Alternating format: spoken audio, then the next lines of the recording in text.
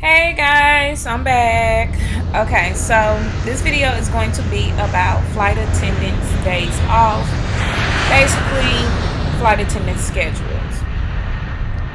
Okay, I don't know about the flight attendants you know, or if you don't know any or whatever, but flight attendant schedules can be very confusing, hectic, or easy. Mine is in between. I usually work 3 days a week. I'm off 4 days. And the 3 days I work out the week are Friday, Saturday, Sunday, and I sit reserve. Reserve is usually what you have as your initiating reserve is basically beginning. You can sit reserve for months or years on end. So you can tell a friend or family member, like, it was so funny because my mom, she was like, well, what day are you off? And I'm like, I'm off on Monday, Tuesdays, Wednesdays, and Thursdays. And she goes, oh, okay, well, I'm going to come see you on Monday. And I was like, oh, okay, well, wait a minute, not this Monday, because I may have to work. So it can be confusing, even though I know I just said that I'm off 3 days, which is Friday, Saturday, Sundays. Sometimes things change, things happen, and as a flight attendant, we have the flexibility of changing our schedules around sometimes, and sometimes we don't. Sometimes we're just stuck with whatever the company give us. So it just really all depends. But usually, most of the time, I do work Friday, Saturdays, Sundays. Sometimes I can't work during the weekdays, which I do. I do work during the weekdays. Sometimes if I work during the weekdays, it is totally left up to me. It's voluntarily left up to me. I still get paid. Let me take that back, because I'm not volunteering to work. I get paid. But what I mean is, I just wake up that morning and decide, hey, I'm going to go to work. But it's a turn. So a turn is basically you leave that morning or afternoon or whatever, but you still come back to your residence that same day. So that is what you call a turn. And I know for those of you that's not in the in-flight world, the flight attendant world, it may be hard trying to understand this whole other lingo I'm speaking. But if you just Google some things or ask me the question, if I don't make myself clear, I'll be more than happy to clarify things for you. So, yeah, okay. So, my schedule, I have to bid each month. Most flight attendants, I don't know one flight attendant that does not bid, so we all bid. We bid on our schedules. It's based off seniority. You can bid for the amount of days you want to work out the week. You can bid for the kind of plane you want to fly during that month. You can bid for the cities that you want to have your overnights at. You can bid for all those things. You can bid for reserve. You can bid for not being reserved.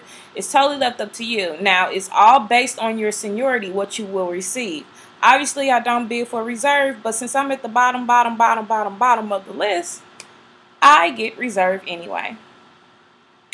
So,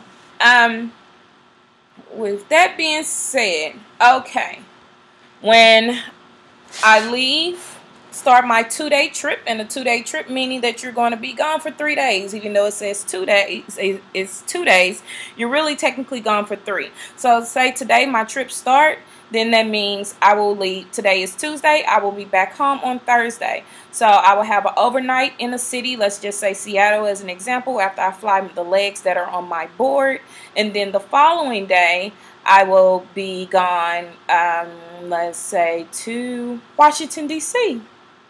So I'll be in D.C. tomorrow and be in Seattle tonight. Those are my 2 days. You also have 3 days, you have 4 days, and you have 5 days. So, like I said, it's totally left up to you how many trips you want to work.